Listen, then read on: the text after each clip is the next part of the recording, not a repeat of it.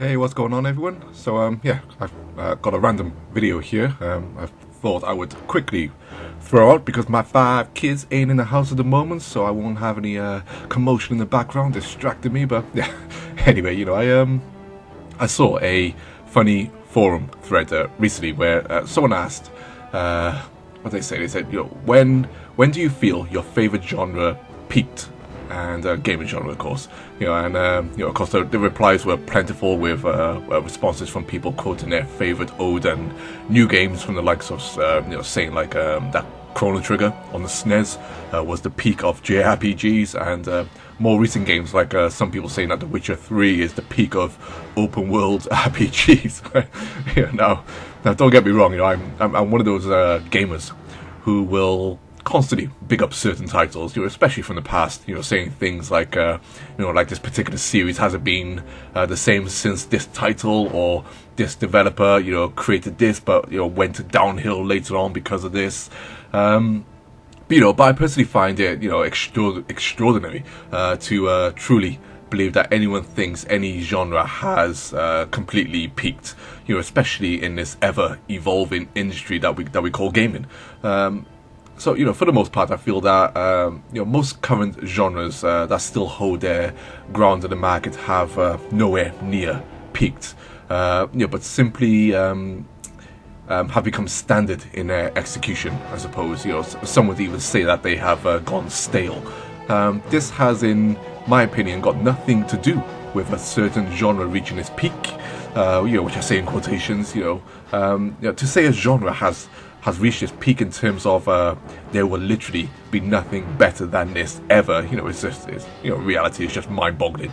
We need only look into the past, as we always should do in life, and learn from it. The human imagination is only stifled by the lack of imagining things in the first place. One of the industry's biggest challenges, especially given how fast gaming technology has caught up with modern available technology, in the commercial marketplace, is digging into the realms of innovation and revolution, and sometimes for many developers, even evolution. And especially in today's gaming market, that innovation and revolution is getting increasingly, more difficult to find, when the very nature of the platforms themselves from many companies refuse to provide new tools and experiences to help take many genres to the next level, or even the developers themselves are happy to sit in this comfort zone where annual games with minor tweaks continue to sell in the millions. So to them, they ask themselves, if consumers are happy to spend obscene amounts of money on the same ode, why take the risk of trying something incredibly new? Nintendo is the biggest driver in innovation and revolution in the console market, and arguably the entire gaming market, when it comes to evolution of console interfaces, as well as the evolution of many genres in gaming. But that's not being a fanboy. That's just facts when it comes, when you stick them next to their competition. Traditional controllers, were brought into the commercial acceptance, because of the NES pad, shoulder buttons, and the diamond-shaped layout of the face buttons, persist today, because of the SNES pad. Two-screen gaming, from the Game & Watch right up to the 3DS, motion controls, made not commercially accepted, but culturally accepted when you consider the demographic that the Wii era brought into gaming. Analog sticks from the N64, still being standard control for 3D games on consoles. Vibration in controllers from the N64, off-screen gaming from the likes of the Wii U to Nintendo Switch, etc., etc. And then you have the innovations in games from the original 2D offerings from the past, like Mario, Zelda, and Metroid, to their impact on 3D gaming. Once again with the likes of Mario, Zelda, and Metroid, plus a wealth more.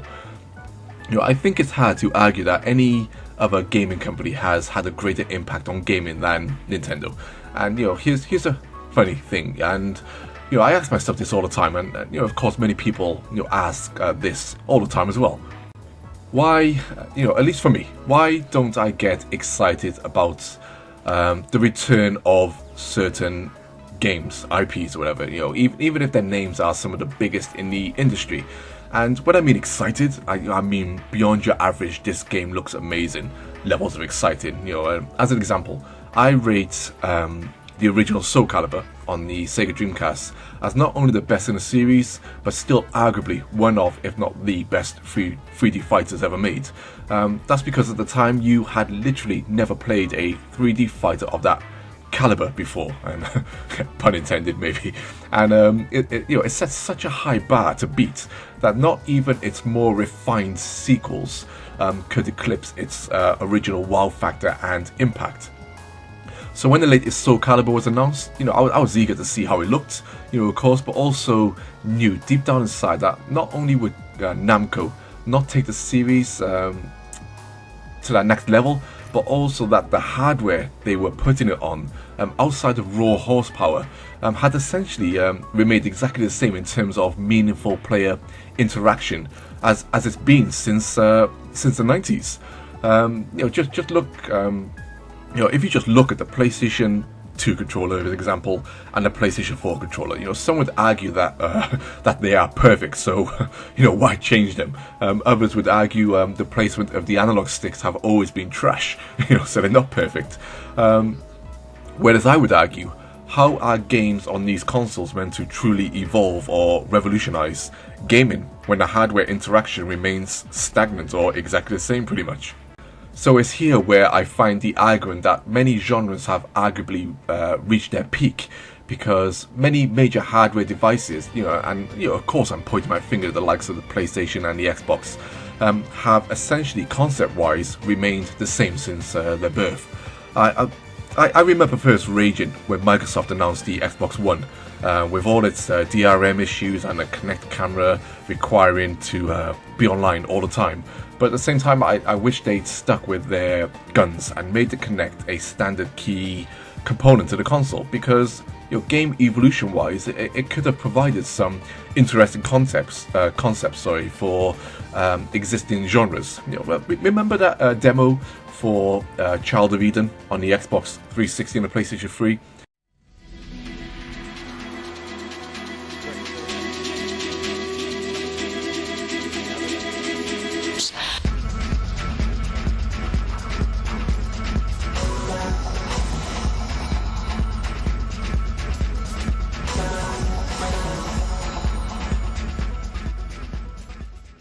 Tetsuya Mitsuguchi up on stage with his white gloves on, controlling the spiritual successor to Rez, one of the best games ever made, by the way.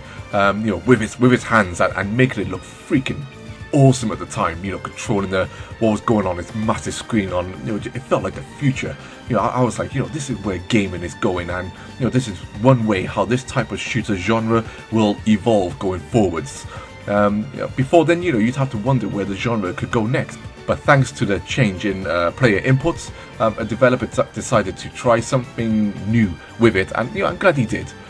So to wrap this up, in my mind, no, racing games haven't peaked, first-person shooters haven't peaked, platform games haven't peaked, and any other genre hasn't peaked, because this is not how gaming works, in my opinion. And as long as there are those who are willing to try and attempt the new, and are willing to attempt the unusual to get people out of the established norm, then the future of gaming will be bright. But it goes back to that one person saying that The Witcher 3 is the peak of open world RPGs. Oh dear me, but here we are. But but anyway, let me know your thoughts in the comment section below. Quick video, like I said, quick discussion. It does feel like I can see some arguments, especially like with the racing genre.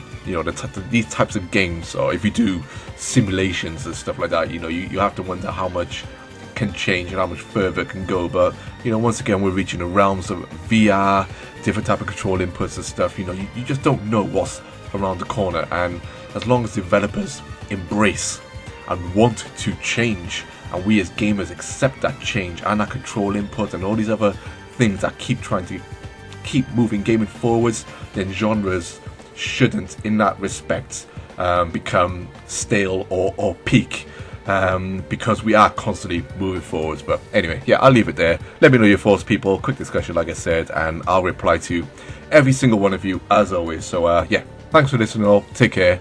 Peace.